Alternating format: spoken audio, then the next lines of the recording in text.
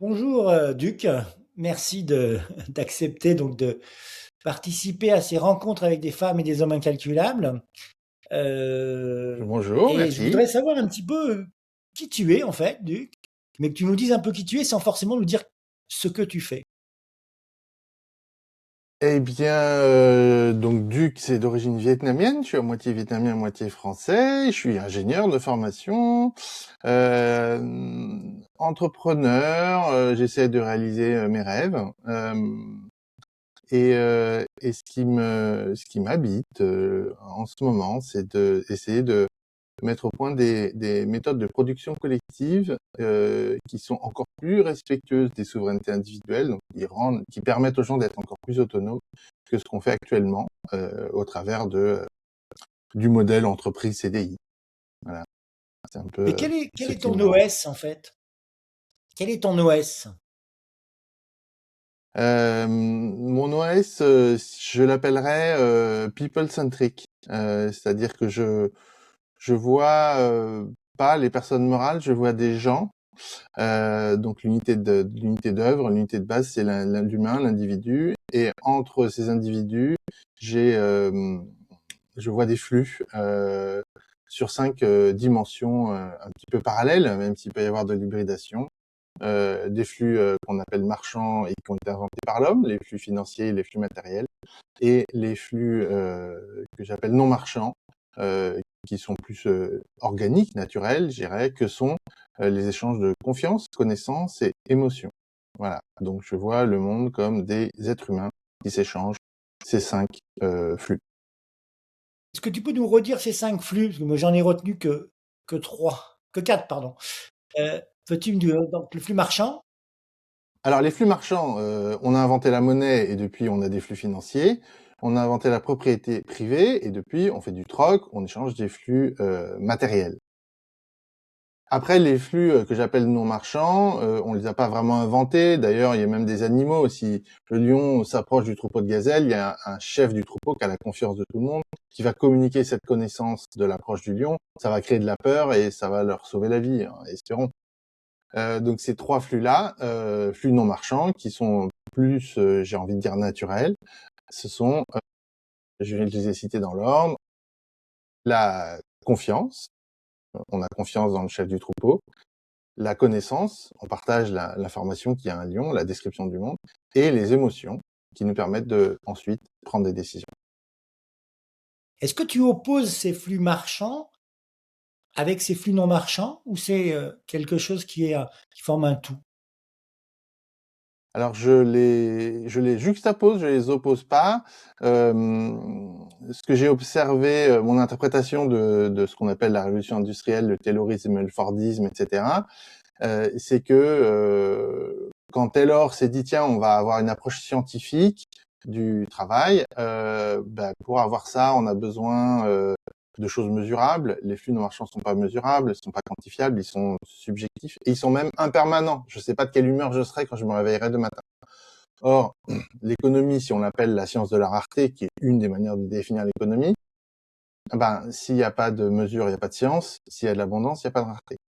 Et donc, Taylor s'est dit, ce qu'on va faire, c'est que dans le monde productif, on va dégager les flux non marchands et on va se concentrer sur les flux marchands. On va demander aux gens de se comporter comme des robots, en gros, de sorte qu'ils soient planifiables, qu'ils soient remplaçables, qu'on puisse organiser le travail scientifiquement.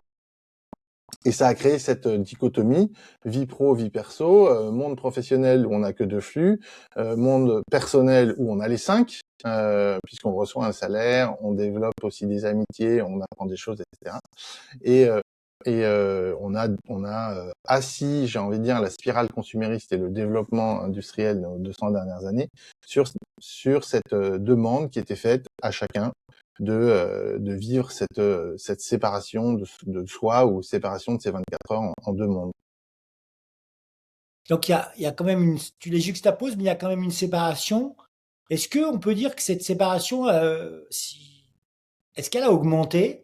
Est-ce que la technologie, est-ce que l'IA, est-ce que le technocapitalisme a accentué cet effet du taylorisme finalement? Alors, ça a commencé par l'accentuer. puisqu'on avait une maîtrise de plus en plus fine des flux.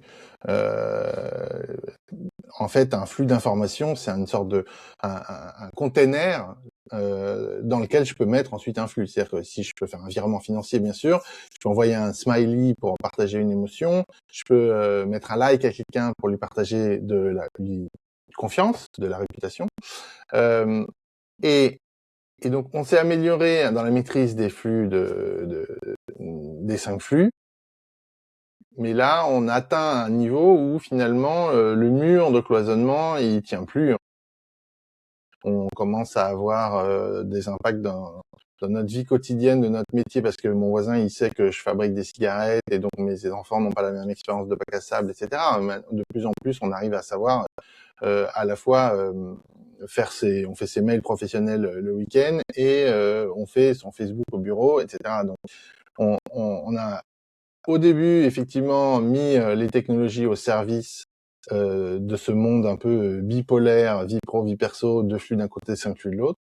Mais là, la digue est en train à mon sens, la digue est en train de craquer, ce qui a des conséquences très directes sur, par exemple, on parle beaucoup, oui, les jeunes sont en quête de sens au travail. Euh, une manière moins lyrique de le dire, c'est de dire, en fait, le monde devient tellement transparent que c'est pas spécialement les jeunes, c'est pas une question d'âge, c'est une question d'exposition aux médias sociaux et le fait de vivre dans un bain informationnel, un contexte plus transparent, fait que j'ai besoin de gérer ma personal brand finalement, ma marque personnelle, et donc je vais faire attention aux entreprises pour lesquelles je travaille parce que tous mes copains savent pour quelle entreprise je travaille. Et cette transparence, qu'est-ce qu'elle a changé? Est-ce que tu peux la décrire un peu plus? Qu'est-ce que c'est pour toi exactement? Pour moi, c'est le fait de donc l'information, comme je disais tout à l'heure, on la maîtrise de mieux en mieux. Qu'est-ce que ça veut dire? Elle est de plus en plus fractionnée. On s'envoie des petits tweets de 160 caractères. Elle voyage quasiment sans frottement. À son coup, on envoie des messages à l'autre bout du monde dans des forfaits limités et qui coûtent rien. Et en plus, depuis l'avènement des algorithmes de machine learning, même ça c'est avant l'IA générative, hein, avec l'IA en général, on arrive à livrer la bonne information à la bonne personne au bon moment. Et c'est ça qui crée, qui manipule, j'ai envie de dire, la transparence, c'est-à-dire qui la crée, mais aussi qui peut la biaiser, bien entendu. Donc je peux te montrer la partie que je souhaite du monde si je maîtrise l'algorithme qui nourrit ton information. Et ça a changé quoi justement cette transparence, cet afflux? Ça a changé que les dynamiques de pression sociale prennent de l'ampleur par rapport aux dynamiques de pression verticale de l'organisation pyramidale où tu avais ton chef au bureau qui disait ce que tu devais faire dans ton métier, et puis tu avais ton curé qui te disait ce que tu devais faire dans ta vie. Donc c'était des modèles assez verticaux où dans cet univers de rareté d'informations, on avait assez peu de personnes qui nous donnaient, qui avaient beaucoup d'influence sur nous, avec cet effet de dilution et de fluidité, d'ubiquité de l'information. On se retrouve dans des dynamiques où on a de plus en plus de gens qui nous influencent, 2, 3, 4, 5, 10, etc. Et le phénomène de pression par les pairs devient un driver plus important dans mes décisions quotidiennes, dans mon environnement et la manière dont je vais mener ma vie.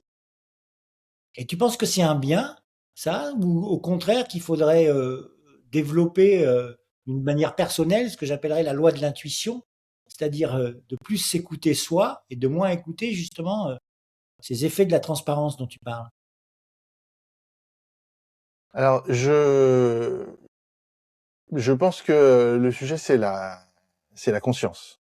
Euh, je suis pas contre les relations de subordination. Je suis contre les relations de subordination non consenties. Voilà. Le sujet, c'est de embrasser, d'accepter, voilà, que je suis victime de mon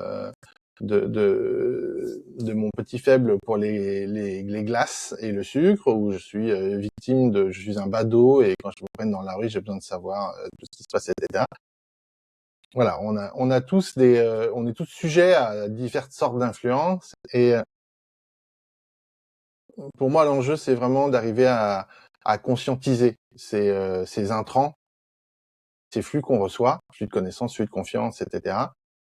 Pour savoir, je pense on a, je suis pas neuroscientifique, mais je comprends qu'il y a plein de choses qui nous influencent et qui nous manipulent dans nos choix quotidiens, et que il y a un côté un petit peu, il faut l'accepter parce que de toute façon, on pourra jamais vraiment s'en sortir, et on est un animal social et on est toujours influencé par les autres. Je pense que l'enjeu, c'est vraiment d'être conscient de ces influences. Et il n'y a pas un danger justement qu'on soit sous l'eau, tellement il y a des influences, qui pour moi est le danger de la transparence dont tu parles, et pour moi d'ailleurs qui a augmenté avec l'intelligence artificielle, puisque l'intelligence artificielle a, pour moi, augmenté d'1 degré euh, par sa manipulation, ce qui est exercé sur nous. Alors, oui, alors, on a connu la période réseaux sociaux, la gloire de Facebook, où l'algorithme qui nous nourrissait d'informations était complètement caché. Donc, il y avait quelques intellos qui disaient oui, mais attention, en fait, l'algorithme vous montre ce qu'il veut. Après, ça a commencé à se populariser avec ces histoires de bulles de filtre et de Cambridge Analytica, etc. Tout ça, c'était une période où l'algorithme était sur les serveurs des big tech. Ce qui est en train de nous tomber dessus maintenant, c'est avec l'IA générative, c'est qu'on va pouvoir ramener cette IA de notre côté à nous. On va avoir l'IA. Aujourd'hui, elle est encore dans le nuage, mais on va finir par l'avoir dans nos machines, en fait. Alors, ça rajoute de la complexité, mais ça rajoute du potentiel pour nous, chacun, pour tous les citoyens, de reprendre le contrôle de l'algorithme, puisque pour le coup, c'est mon algorithme à moi. Et après, il y aura une phase effectivement où il va falloir qu'on apprenne à maîtriser cet algorithme. Donc peut-être que ça va passer par l'éducation nationale, peut-être, ou en tout cas par l'éducation des jeunes qui vont prendre le contrôle de leurs algorithmes. Et après, ça va simplifier la situation à mesure que on va se mettre d'accord sur comment maîtriser son IA, comment maîtriser son filtre, etc. Aujourd'hui, je suis d'accord qu'on vit dans une période d'assez grande confusion, où les algorithmes sont encore, pour grande partie, chez les big tech, dans les nuages, chez LinkedIn, Facebook, TikTok et compagnie. Et que quand on essaye de reprendre le contrôle et d'avoir son IA sur son propre ordinateur ou sur son propre serveur, ça demande un niveau enfin, c'est assez compliqué, c'est pas encore bien fait, etc. Et il faut qu'on fasse encore des progrès là-dessus pour réempouvoirer les citoyens numériques que nous sommes. Donc tu penses toi que la pratique de l'IA en local va vraiment apporter à l'homme un surplus de liberté? Euh, je je sais pas si on sera plus ou moins libre, mais on aura plus de choix. On aura le choix de nos soumissions. Voilà. On sera Le choix de... libre d'obéir. Le choix de nos soumissions. Oui, mais moi je suis entièrement d'accord avec toi sur enfin, l'intérêt d'avoir ça en local, mais la puissance de l'IA, la puissance de la machine, est-ce qu'elle nous appartiendra? Est-ce qu'on saura la, la dompter? Est-ce qu'on voudra toujours pas toujours une autre IA plus puissante? Est-ce que est-ce qu'on n'aura pas toujours on n'aura pas toujours envie de plus de possibilités? Tu as appelé ça la transparence, mais justement de plus de transparence. Je trouve, j'aime beaucoup ce que tu dis, optimiste. Bah, moi, je constate que on sait faire des voitures qui vont à 300 km à l'heure, mais qu'il y a 1% des gens ou 1 pour 1000 des gens qui rêvent d'avoir une voiture qui va à 300 km à l'heure. Et dans cela, il y en a beaucoup qui se font un peu manipuler par des médias. C'est pas parce qu'on peut faire quelque chose que automatiquement tout le monde en rêve.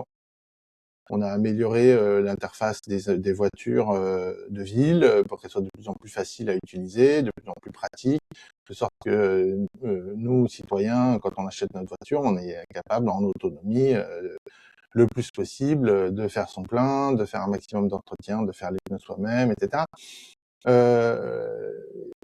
Moi, je pense qu'on a une sorte de courbe en cloche, c'est-à-dire que on arrive avec des nouvelles technologies, elles sont compliquées, mais tout à fait. Mais l'IA, à mesure qu'elle va s'améliorer, va être de plus en plus simple parce que c'est sa capacité à effectivement nous interagir avec nous dans notre langue, en langage naturel, dans notre langue native, qui va faire que quand on a encore plein de problèmes techniques à résoudre, hein, je dis pas le contraire, mais quand on aura notre IA locale, bah oui, ce sera pas la plus puissante du monde, mais c'est pas très grave en fait. Elle nourrit mon besoin, elle fait ce dont j'ai besoin. Pourquoi aller chercher l'IA la plus puissante du monde alors que tout ce dont j'ai besoin, c'est de faire mes courses, rédiger un email, voilà, choisir un nouveau lave-linge. Et tu penses pas que avec cette finalement démocratisation de l'IA, parce que c'est un peu, pour moi, ça peut aller jusque-là, ce que tu dis, on va pas aussi rendre les choses trop simples et que en cachant de la complexité, on va pas en rajouter, notamment en rendant les gens dépendants de, de l'outil.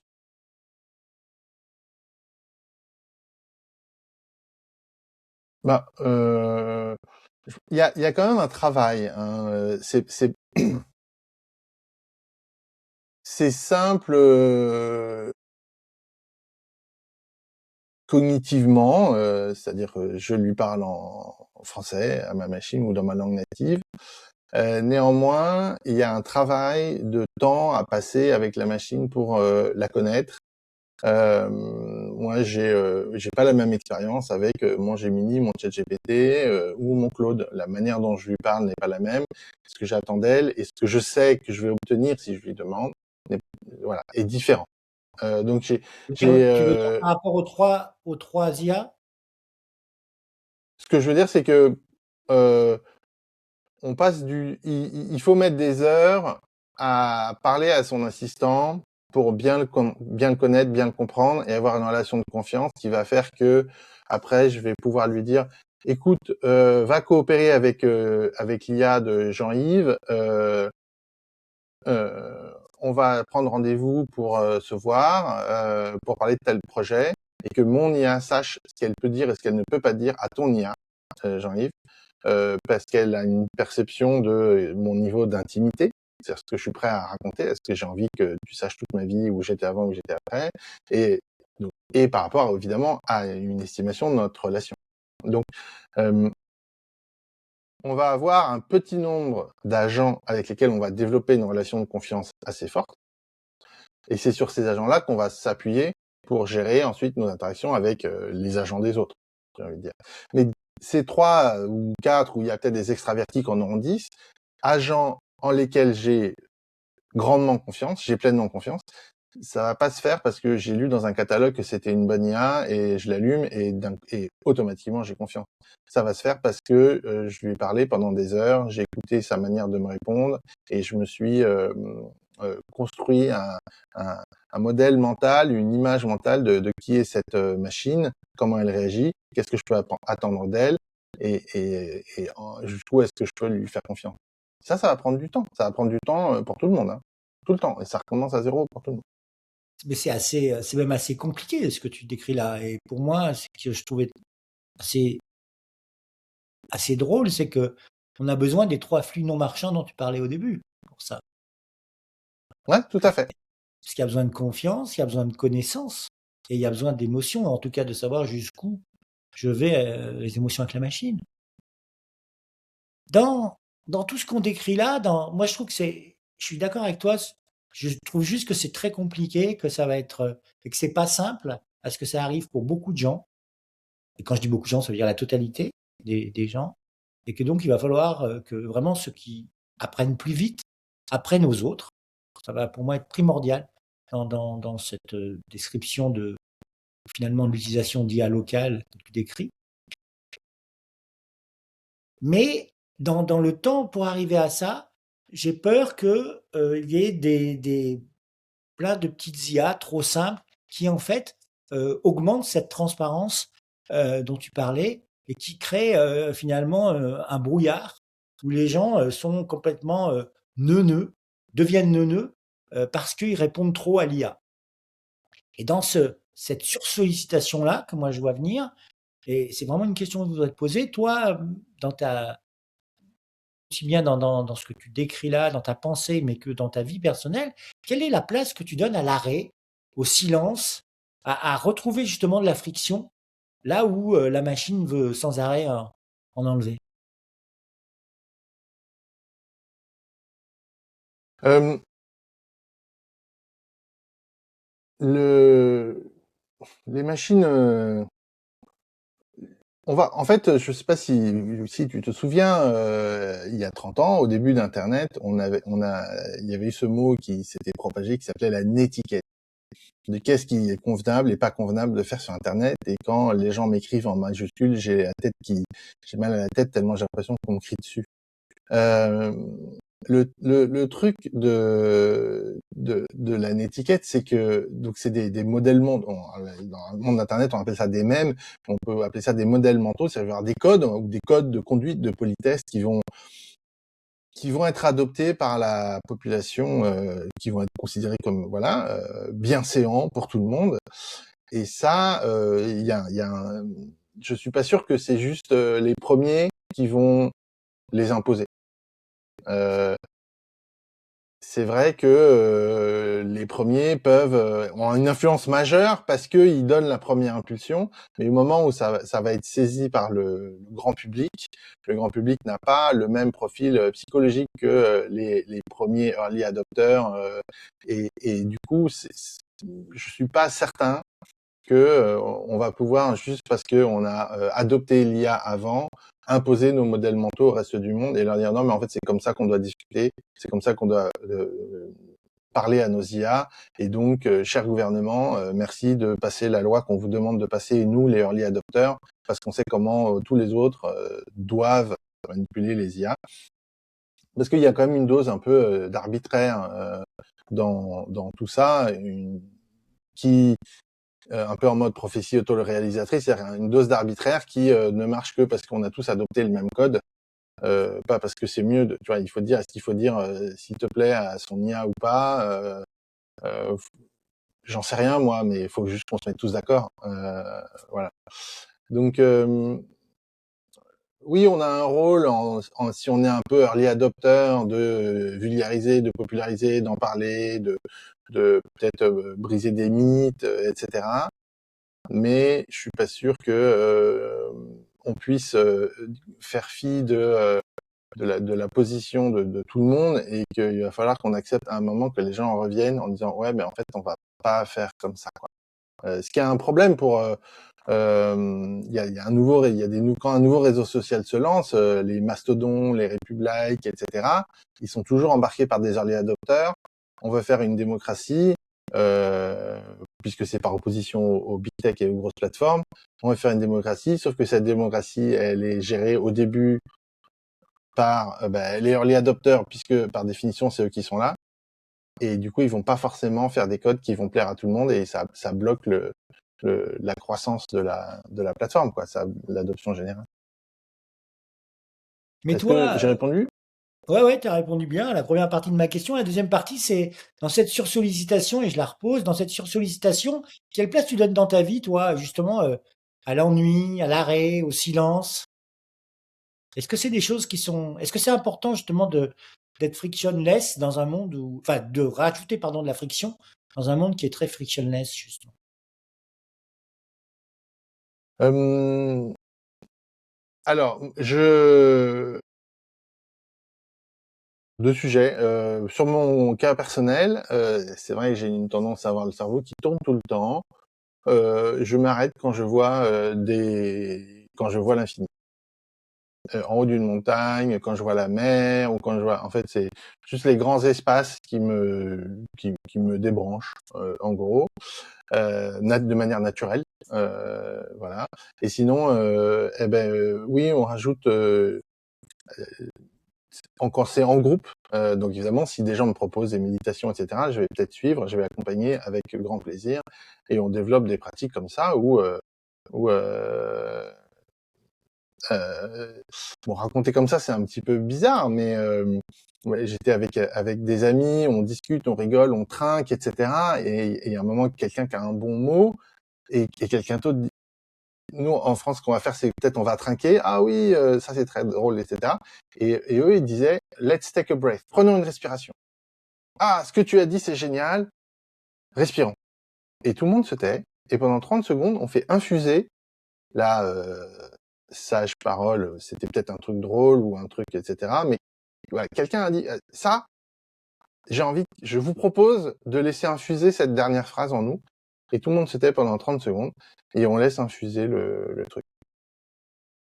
Voilà, donc oui, c'est comme ça en tout cas. Donc pour la première partie de la deuxième partie de ta question, comme ça que moi je vis et que je fais rentrer du lent et de l'inaction.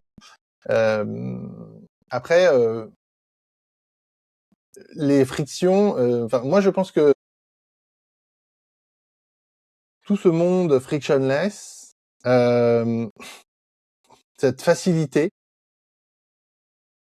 Quand je prends un peu de recul, je me dis mais c'est marrant parce que on dit que tout est facile, on se fait livrer à manger, on clique sur un bouton, on a ses films, etc. Et ben pourtant, j'ai pas l'impression que les gens qui vivent dans ce monde-là, ils sont plus heureux que avant et qui sont plus dans le confort qu'avant. Alors oui, je fais clic-clic sur mon téléphone, j'ai mon dentifrice, mais les gens, ils me disent, enfin voilà, moi j'ai pas, on nous parle beaucoup de santé mentale des jeunes, ils ont pas tellement l'air d'être heureux. Alors, j'ai pas fait de statistiques, mais moi je pense que la friction, l'absence de friction ne fait que remonter la barre. C'est-à-dire que on a toujours eu une option frictionless. On a toujours eu la possibilité, enfin ça fait 2000 ans, du pain et des jeux quoi. On a toujours eu l'option de rester dans son canapé, à regarder la télé, à regarder le foot, etc. Et il fallait trouver un truc mieux pour nous sortir, pour une meilleure proposition. Et en fait, avoir maintenant Netflix, ça fait qu'on a une barre encore plus haute et qu'il faut faire mais que c'est bien, ça nous demande, en fait, on va pas se satisfaire de ce frictionless, on va pas se satisfaire de cette facilité, mais oui, maintenant, si tu veux faire une attraction, il faut qu'elle soit plus intéressante que rester dans mon canapé et comme Netflix a ses algorithmes, il est très très fort, mais je pense juste que ça va augmenter il faut se saisir de ces outils qui nous c'est ça qui nous donne plus de puissance pour monter le niveau d'exigence vis-à-vis de nous-mêmes et vis-à-vis des autres. C'est assez transitoire cette fascination de se dire ah mais c'est facile, je clique sur un bouton et j'ai des films. Nous, la génération pour qui c'était difficile, on trouve que c'est magique, mais la nouvelle génération, bah pour eux c'est la base de laquelle ils partent. Ils disent pas c'est frictionless, ils disent bah oui ça a toujours été comme ça. Maintenant il faut que je me bouge. Voilà. Donc je pense qu'il y a Comment une se bouger transition. alors? Comment se bouger en fait? Moi, c'est ce que tu dis exactement sur quoi je travaille, c'est-à-dire le concept d'un calculable, c'est ça justement, c'est de servir de l'énergie de la machine pour augmenter sa propre énergie, pour rester incalculable, c'est-à-dire Mmh. en dehors de la machine, quoi, en dehors Ouais. de l'influence de la machine, et toujours garder un coup d'avance, parce que la machine progresse, donc à nous de progresser aussi.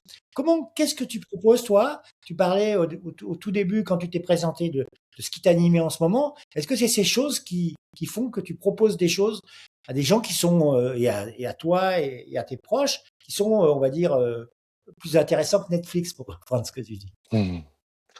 Hem, eh ben, le procédé, il est, voilà, dans la théorie, il est assez simple. Heu, Trouver des gens qui partagent les mêmes causes que moi. Mes causes, c'est les choses, heu, qui, heu, qui viennent souvent par une manière d'identifier mes causes, c'est de me demander qu'est-ce qui, est vraiment hyper injuste dans le monde? Qu'est-ce qui me révolte le plus dans ce monde-là? Donc probablement que derrière, j'ai une de mes causes qui est attaquée. Bon. Quelles sont les choses pour lesquelles je me lève le matin? J'en ai pas qu'une, hein. On en a on en a 100 et puis chacune avec des niveaux d'intensité, d'attachement différents. je vais rencontrer des gens qui partagent les mêmes causes, qui vont en partager. Donc je trouve quelqu'un, je lui dis, ah ben voilà, c'est quoi tes causes? Super. Ah ben on en a 3 en recoupement sur lesquels on est très attachés.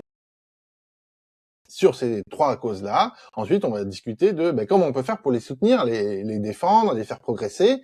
Et là, on va avoir des idées de projets. Et donc on va se mettre en projet, toi et moi, pour soutenir telle cause. Et les causes jusqu'à présent, enfin tous les gens que je rencontre ont des bonnes intentions et c'est toujours des causes qui font progresser le monde. Ou du moins de leur point de vue qui font progresser le monde. Et donc les gens vont s'assembler pour faire avancer des projets qui créent de la valeur. Et du fait qu'ils veulent soutenir leur cause, ils vont faire un effort. Ils vont aller au-delà du frictionless. Ils vont se dire non mais en fait s'il n'y a pas d'effort, je suis pas du tout en train de soutenir la cause. Si j'ai pas pris un risque, si j'ai pas mouillé la chemise, j'ai pas soutenu la cause parce que j'aurais pu faire plus. Voilà.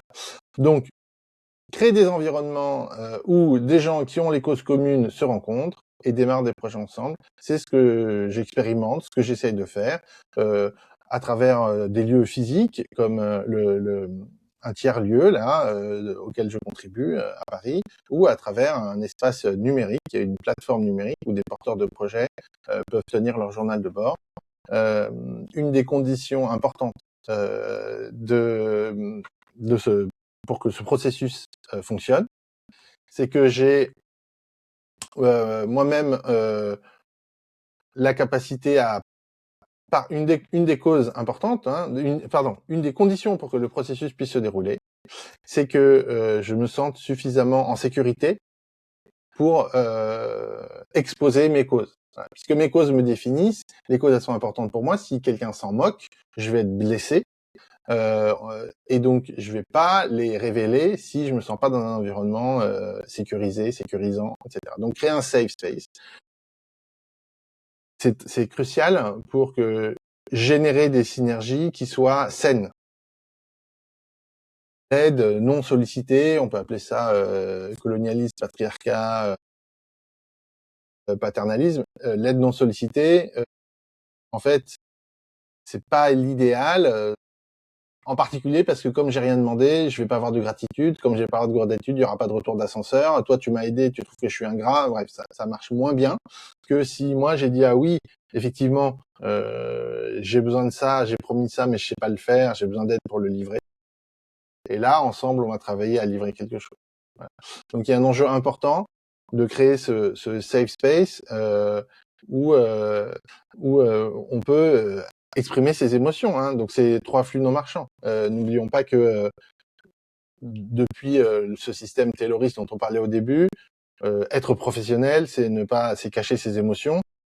Et donc moi j'arrive avec une proposition on va être productif comme dans le monde professionnel, on va faire des choses ensemble, mais on va être 100% nous-mêmes, comme dans le monde personnel, puisqu'on va échanger nos 5 flux, pas juste se comporter comme des machines. Et donc, c'est un peu le propre des tiers-lieux. Hein. Je n'ai pas du tout inventé les tiers-lieux. C'est un lieu où, d'un côté, je suis 100% moi comme je suis à la maison, et d'un autre côté, je suis productif comme je suis au bureau. Donc, normalement, il y a la maison où je suis moi, le bureau où je suis productif, le tiers-lieu, c'est le 3e lieu où je fais les 2 en même temps. C'est là-dessus que je compte et que je travaille. Pourquoi il y a besoin de ce safe space? Moi, ça m'a toujours choqué, toujours pensé que ça devait aller de soi, et j'ai toujours eu tendance à trouver ça un peu, comment dire, un peu naïf, un peu. J'en vois l'utilité, mais j'ai toujours trouvé ça surjoué, le safe space, que ça soit chez toi au 47 ou ailleurs hein, d'ailleurs. Mais j'en comprends l'intérêt, mais et ce qui m'intéresse aussi lié à ça, c'est que on est dans quelque chose où il y a. Est-ce qu'il y a de la technologie forcément, pas de technologie, ou c'est quelque chose qui n'est pas du tout important, cette technologie?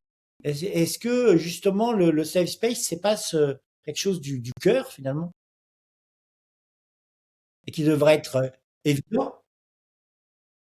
Bon, on a les technologies de notre époque. aujourd'hui, la voiture n'est plus considérée comme une technologie ou un frigo n'est plus considéré comme une technologie, ce qui n'était pas le cas il y a 100 ans ou même il y a... Donc en fait, il faut les dompter, les technologies, et puis après, ce sera plus des technologies. Voilà, ce sera juste des outils comme les autres.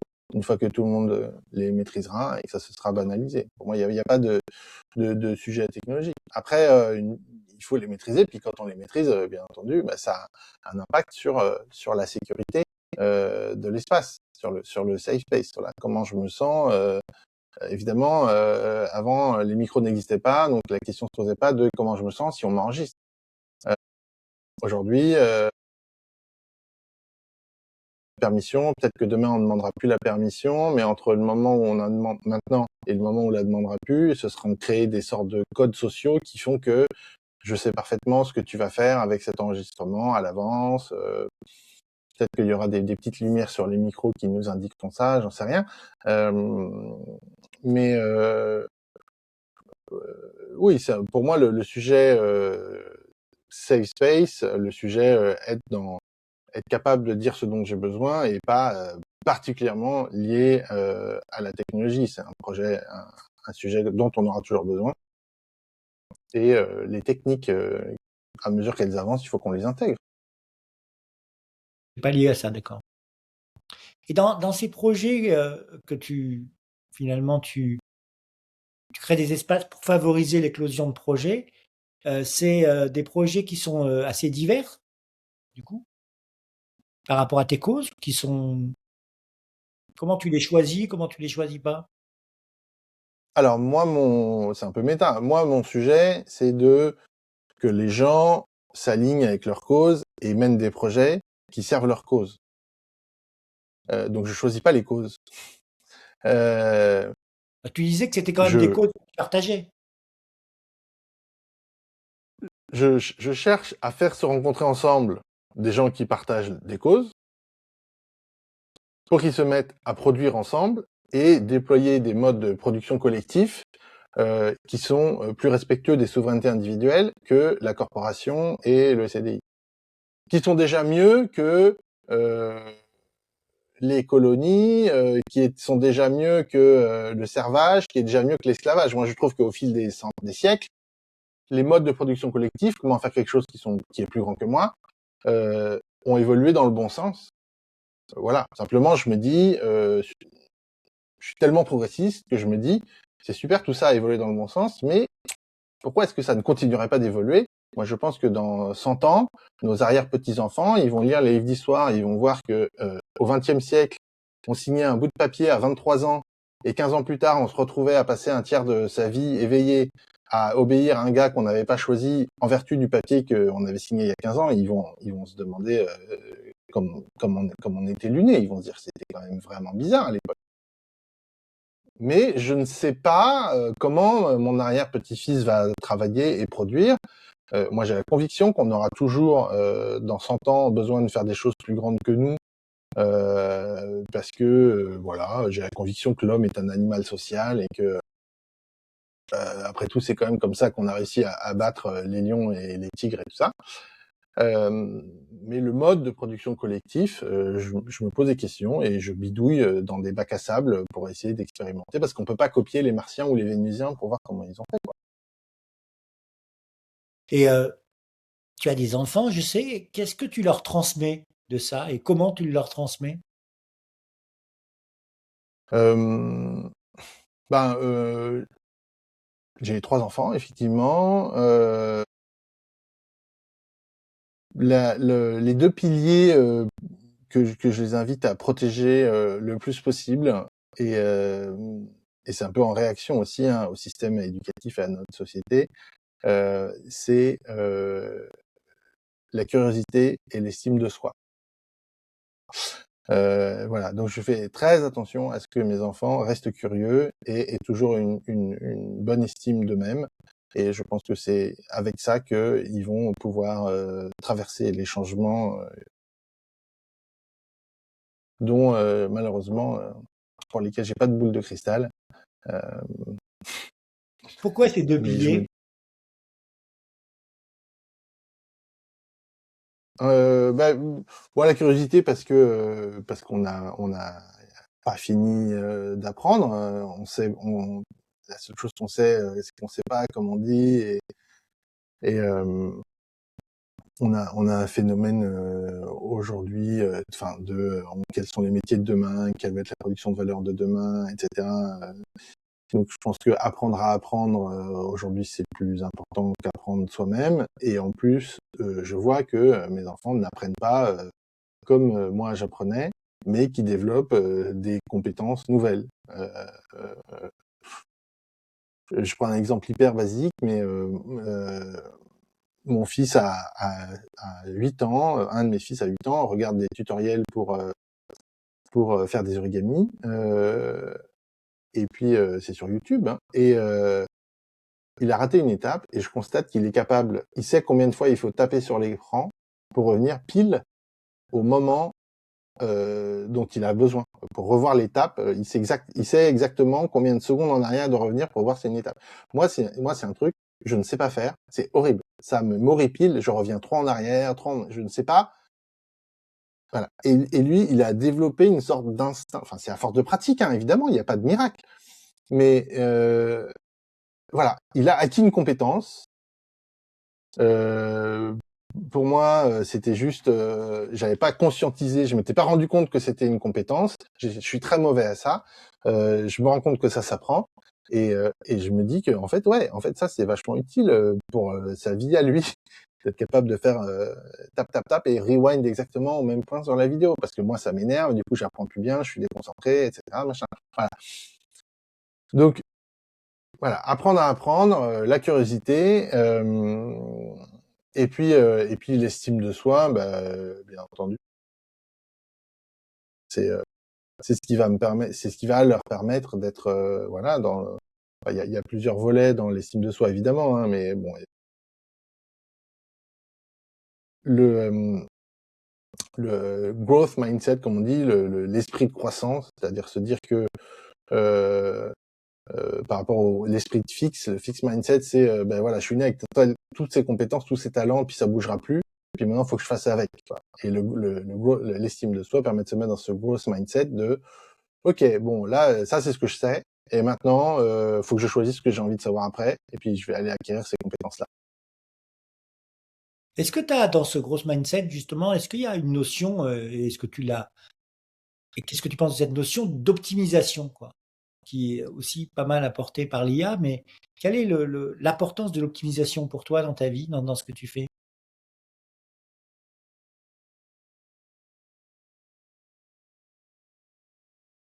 Je sais pas trop qu'est-ce qu'il faudrait optimiser. Non mais tu vois, optimiser Non, mais quoi optimiser la non-optimisation, enfin la voie du milieu. Moi, je pense pas que ce soit. Ouais, enfin, c'est toujours un sujet de conscience. Il faut. Moi, quand j'étais petit, je disais, je n'arrive pas à faire ceci, je n'arrive pas à faire cela. Euh, Mes enfants, ils disent, je ne réussis pas. Je ne réussis pas à faire ceci. Eux, voilà. Et en fait, voilà, ils se mettent dans une logique de réussite d'abord, et puis après, bah, s'ils réussissent pas, ils vont réessayer, ils vont réussir derrière. Mais c'est pas forcément dans l'optimalité. Le problème enfin, l'optimalité de l'optimisation, c'est il faut une dimension, une mesure, et puis après on essaie de maximiser ou de minimiser cette mesure.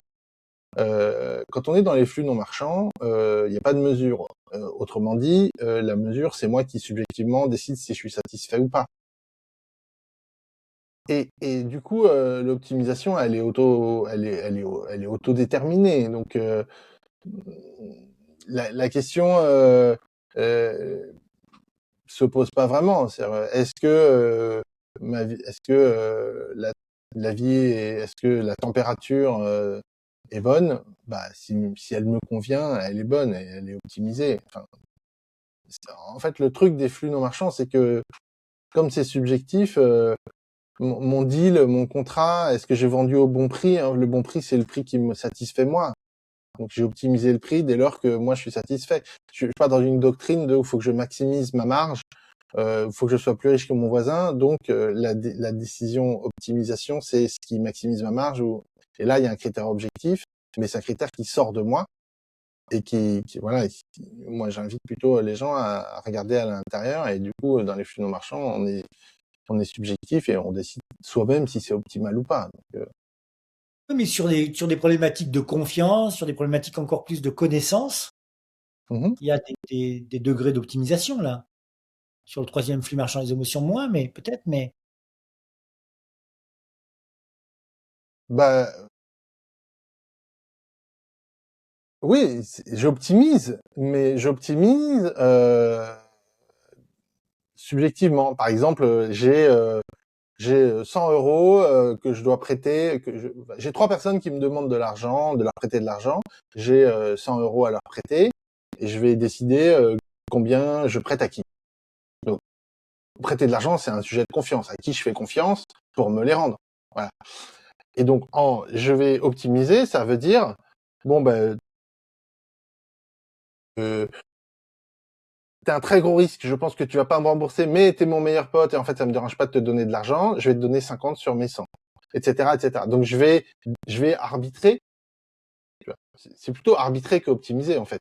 Je vais décider combien je prête à qui, eu égard à mon niveau de confiance avec eux, de sorte que si je suis pas remboursé, je me dis, ok, j'ai pris mon risque, je suis confortable avec ça.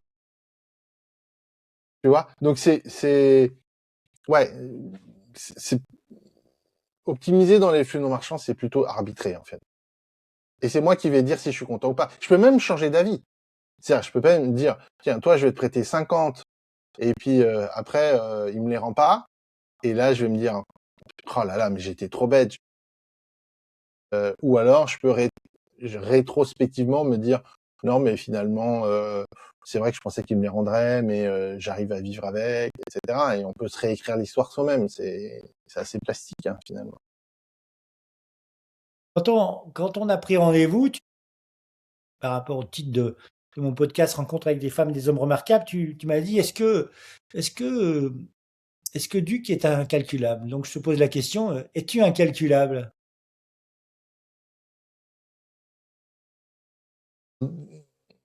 En 2026, bien sûr.